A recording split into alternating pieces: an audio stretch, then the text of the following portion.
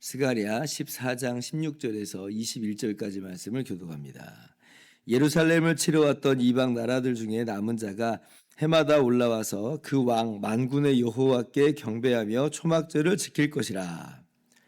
땅에 있는 족속들 중에 그 왕 만군의 여호와께 경배하러 예루살렘에 올라오지 아니하는 자들에게는 비를 내리지 아니하실 것인즉 만일 애굽 족속이 올라오지 아니할 때에는 비 내림이 있지 아니하리니 여호와께서 초막절을 지키러 올라오지 아니하는 이방 나라들의 사람을 치시는 재앙을 그에게 내리실 것이라. 애굽 사람이나 이방 나라 사람이나 초막절을 지키러 올라오지 아니하는 자가 받을 벌이 그러하니라. 그날에는 말방울에까지 여호와께 성결이라 기록될 것이라.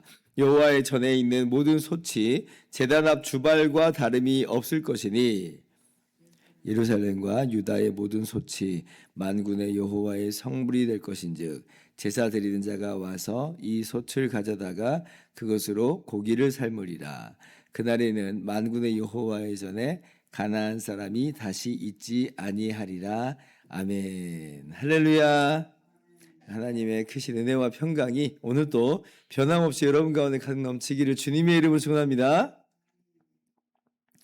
이제 드디어 우리가 스가랴서의 마지막 말씀까지 오늘 이렇게 함께 읽었습니다. 지난 3일에 걸쳐서 이 14장 말씀을 계속 살펴보고 있었는데요. 오늘 본문 말씀도 같은 배경인 것입니다. 여호와의 날이 바로 핵심 배경이고 주제다라고 하는 것이에요. 그리고 우리가 기억할 것은 여호와의 날은 구약에서 어떤 의미를 다 포함하고 있다고 그랬어요. 예수님의 초림과 예수님의 재림을 함께 한눈에 이제 바라보는 시각으로서 그렇게 포괄하고 있는 것이다라고 하는 것을 제가 말씀을 드렸습니다. 그런데 이제 스가랴 14장에서는 그렇게 한 봉우리로 보긴 하는데, 그런데 특별히 어느 쪽에 더 포커스가 맞춰져 있는 거냐면 초림보다는 예수님의 처음 오심보다는 예수님의 재림 쪽에 더 포커스가 맞춰져 있는 것으로 보인다라고 제가 그렇게 말씀을 드렸습니다. 그래서 이제 예수님의 재림으로 인해서 하나님께서 천하의 왕으로 명백하게 이제 나타나 보여주시는 그런 상황인 것이에요. 하나님께서 그날에 이제 어떤 일을 하십니까? 하나님의 백성들을 위로하시고, 그리고 하나님의 백성들을 치는 그 대적들은 이제 멸하시는 일을 하시죠. 그래서 스가랴 14장에서도 이방 나라들, 이 하나님의 백성을 치러 대적하는 그 이방 나라들을 하나님께서 진멸을 하세요. 치세요. 그리고 이제 하나님의 백성들에게 이제 피난처가 되어주시고, 또 하나님의 백성들에게 하나님의 영광이 이제 비춰집니다. 성전으로부터, 예루살렘으로부터 생수의 강이 이렇게 쫙 흘러가는 그런 비전을 그렇게 함께 보여주셨죠. 그래서 이제 그 하나님의 백성이 이제 타락 이전의 모습으로서 회복된 모습으로 이제 나타나게 된 것인데, 그런데 이제 이러한 하나님의 백성의 회복이라고 하는 게, 그러면 이 구약의 하나님의 백성인 이스라엘 유대인들에게만 지금 해당되는 그런 구원의 내용이냐라고 할 때 오늘 말씀 보니까 그렇지 않다는 것을 우리가 확인하게 됩니다. 이미 구약에서도 분명한 비전으로서 보여주는 바는 뭐냐면 이방인 중에서도 남은 자가 있다라고 분명하게 말씀하여 주시는 거예요. 자, 이 16절 보세요. 자, 예루살렘을 치러왔던 이방 나라들 중에 남은 자가 해마다 올라와서 그 왕 만군의 여호와께 경배하며 초막절을 지킬 것이라 말씀하시죠. 우리가 이제 매주 수요일마다 로마서 강해를 함께 통해서 로마서 말씀을 나누고 있는데, 로마서 말씀 속에서도 혈통적인 유대인이 아니라 그랬죠. 하나님의 약속이 있는, 하나님께서 선택된 바로 그 남은 자가 참 이스라엘로서 하나님의 여전한 백성으로 기능하고 있다라고 하는 것을 지금 수요일마다 나누고 있어요. 그들이 정말 구원받은 그러한 이 진정한 하나님의 백성인 것이다라고 했어요. 그래서 남은 자가 바로 참 이스라엘인 겁니다. 남은 자가. 자, 그런데 유대인 중에서도, 혈통적인 유대인 중에서도 다 유대인이 아니고 남은 자가 참 구원받은 이스라엘인 것인데, 근데 이방인도 마찬가지예요. 이방인 중에서도 남은 자가, 근데 이때 남은 자는 나쁜 의미에서 남은 자가 아니에요. 유대인과도 같이 그런 남은 자. 남은 자가 바로 그가 또한 하나님의 백성, 구원받은 하나님의 백성인 것이 오늘 그 말이에요. 이방 나라들 중에 남은 자가 해마다 올라와서 만군의 여호와께 경배를 하잖아요. 그러니까 이 구원이 비단 유대인들에게만 아니라 모든 이방 나라들 중에 누구든지 예수님을 주와 구주로 믿는 바로 그 남은 자가 바로 그렇게 구원을 받는 이 구원이 이제 세계적인 확산이 있게 되는 겁니다. 이건 새삼스러운 이야기는 아니고요. 사실은 이제 하나님께서 아브라함에게 창세기 12장 3절에서 이미 약속하여 주신 바죠. 땅의 모든 족속이 너로 말미암아 복을 얻을 것이라. 그렇게 이제 하나님께서 아브라함에게 말씀하셨거든요. 그러니까 이 아브라함의 어떤 그런 혈통적인 자손들만이 이제 구원받는 게 아니라 땅의 모든 족속이 아브라함을 통해서 구원을, 이 복을 받는다.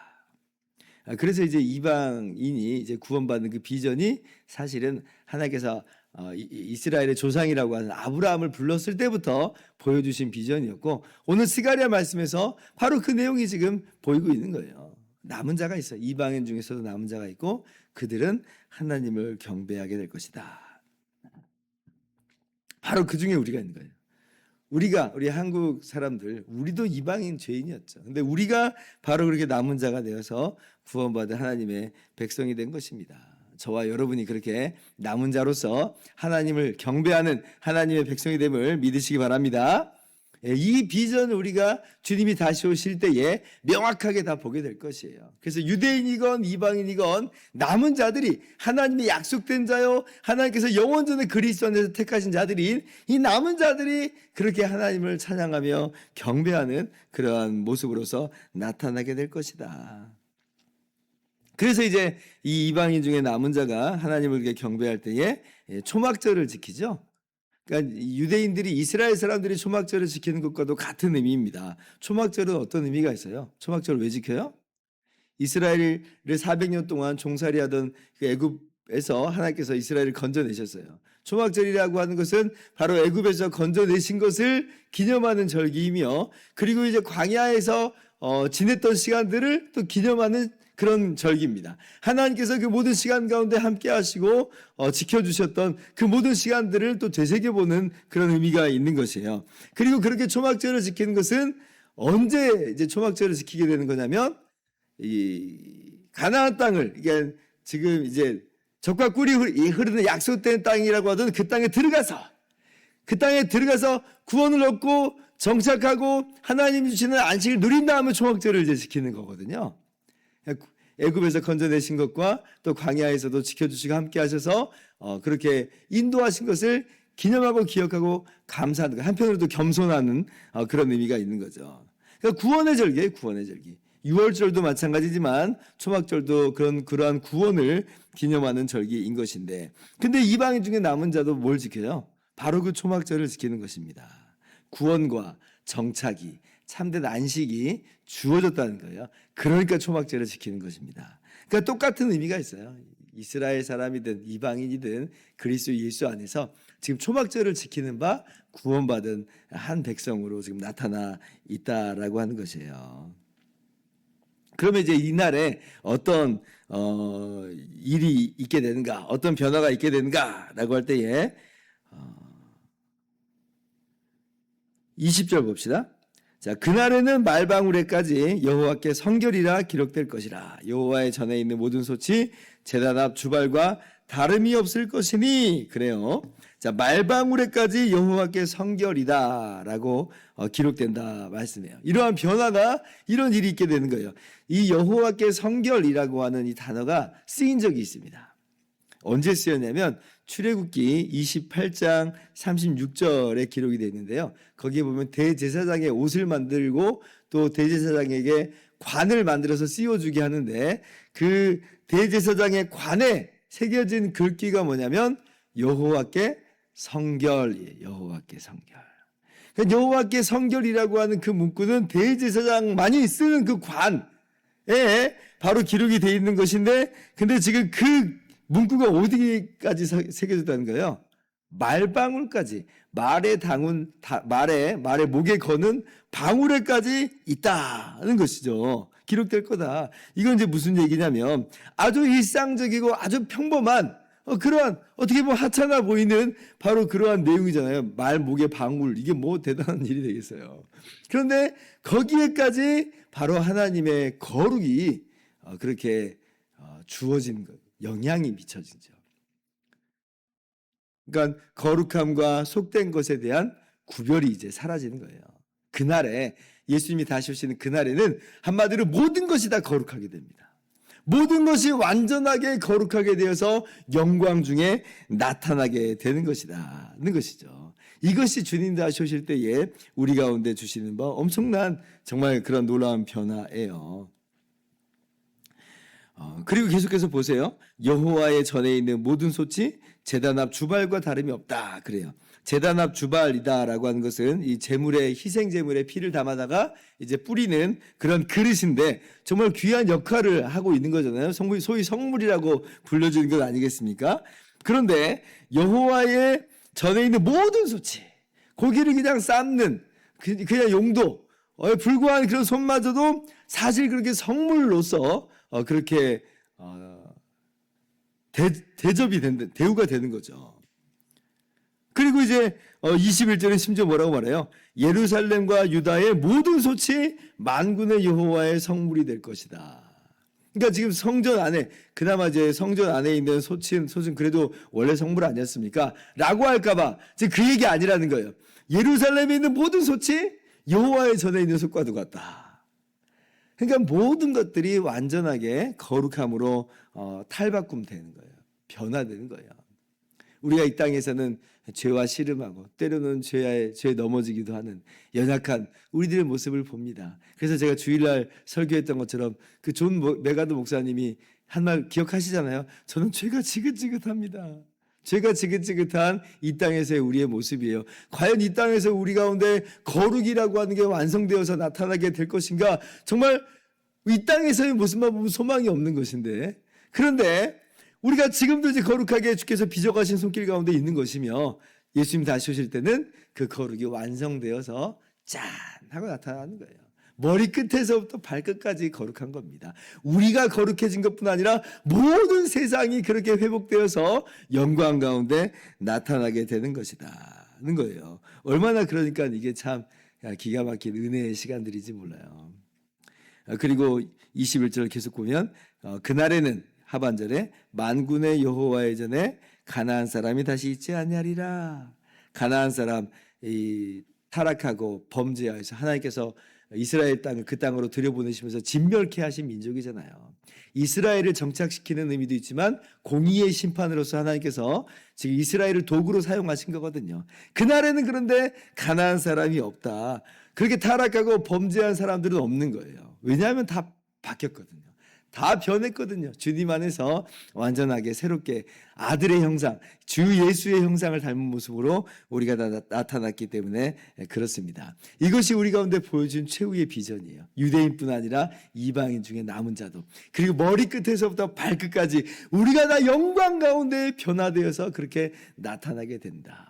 흠도 티도 주름 잡힌 것도 없는 모습으로서 그렇게 우리가 주님의 다시 오심을 맞이하면서 그 영원한 안식을 누리게 됨을 우리가 기억하면서 정말 우리가 기뻐하는 우리의 모든 시간들이 될 수 있기를 바라요. 그렇기 때문에 우리가 이 땅에서 인내하면서 살아가는 겁니다. 이런 비전을 우리가 봤기 때문에. 지금 스가랴서는 이제 원래 1장부터 우리가 이제 말씀드릴 때 성전을 재건하고 있는 바로 그 상황 속에서 하나님께서 스가랴 선지자에게 환상을 보여주시고 말씀을 주시는 바로 그 내용이잖아요. 그 어떻게 보면 초라해 보이는, 지금 포로에서 돌아온 사람들이 초라해 보이는 성전을 짓고 있는 것인데, 그 성전은 그림자고 그 성전의 실체로서 주 예수 그리스도의 그 비전을 보여주시는 거예요. 그리고 참된 성전으로서 이 땅 가운데 오시는 예수님과 연결된 그런 우리들이 함께 성전되는 이 비전을 이게 보여주는 거죠. 우리가 그렇게 주님의 성전이 되어서 주님 다시 오실 때에 이렇게 놀라운 모습으로 나타나게 될 것임을 이 지금 눈에 보이는 성전을 짓는 이런 과정을 통하여서 함께 말씀과 환상 가운데서 우리에게 보여주신 것이다. 이스라엘 사람들에게 그렇게 보여주는 것이다라고 한 거예요. 당시에 이스라엘 사람들이 뭐 얼마 정도 깨닫고 있었을지는 모르겠지만 우리가 정말 이런 장면을 볼 때에 지금 우리가 어떻게 보면 살아가는 이 인생길 속에서 주님께서 완성시키시는 참 성전의 비전을 우리가 보는 거잖아요. 그러면 이제 인내할 수 있는 거예요. 아, 이 성전의 나중 영광이, 참된 영광이 이와도 같구나. 지금 나를 빚어가시는, 우리를 빚어가시는 이 손길의 참된 비전이 바로 이거구나 하면 우리가 이 땅 가운데 살아가는 것이 정말 다양한 삶의 모습 속에서 우리가 살아갑니다만 삶의 자리가 다르고 하나님께서 우리 빚어가시는 모습이 다르고 그 과정 가운데서 우리에게 때때로 정말 주어지는 바 어떻게 보면 너무나 눈물겨운 시간들이 있는 것인데 그러나 우리가 그 모든 시간들을 인내할 수 있는 것은 바로 이러한 하나님의 손길과 하나님의 비전이 있기 때문에 그렇다. 그래서 오늘도 찬양하면서 또한 인내하면서 감사하면서 살아가는 우리 모두가 될 수 있기를 주님의 이름으로 축원합니다. 기도하겠습니다.